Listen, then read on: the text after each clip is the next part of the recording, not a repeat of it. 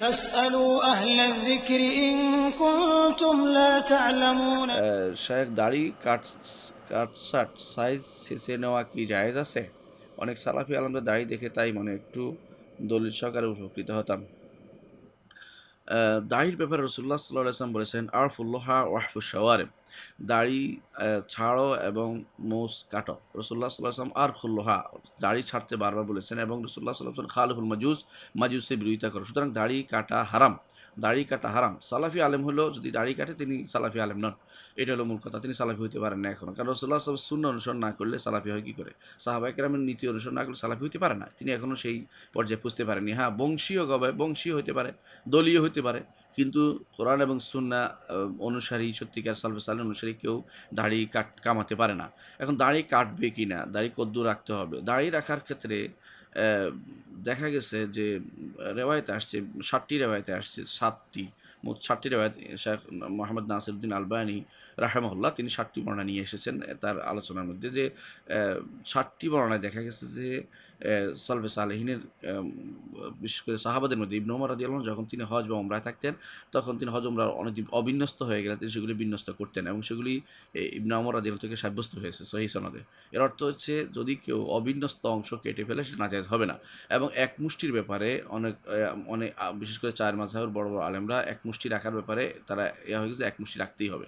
এক মুষ্টি অর্থ হচ্ছে আপনি থুতনির নিচে ধরবেন, ধরার পরে মুঠ আপনার অতটুকু রাখতেই হবে, এর বাইরের অংশ কাটার ব্যাপারে তারা অনুমতি দিয়েছেন। তো না কাটে এটা বেশি উত্তম কেউ বলেছেন, কারণ রসুল্লাহ সাল্লাল্লাহু আলাইহি ওয়াসাল্লাম কাটেননি, সালফে সালেহিন কেটেছেন কেউ। তো রসুল যেহেতু কাটেননি, যারা বলেন যে আমরা রসুল অনুসরণ করবো তারা সেটা কাটেন না।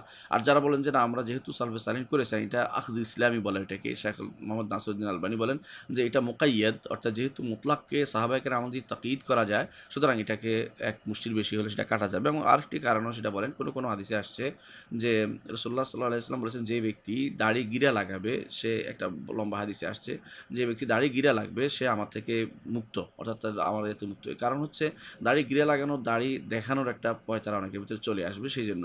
এবং অনেক সময় সেটা ময়লা থাকবে, অনেক সময় সেখানে পানি ঢুকবে না, এবং অনেক সময় সেখানে পেশাবের ছিটা পড়বে, এবং বা এই অবস্থা যাবে যে সেটার কারণে মানুষ চলাফেরা কঠিন হয়ে যাবে। এটা যেন না, দেখানোর পর্যায়ে যেন না যায়, সেই জন্য অনেকে সেটা করে থাকেন এক মুষ্টি পর্যন্ত। অন্তত এক মুষ্টি রাখতেই হবে যদি তিনি সুন্নাহকে প্রতিপালন করেন।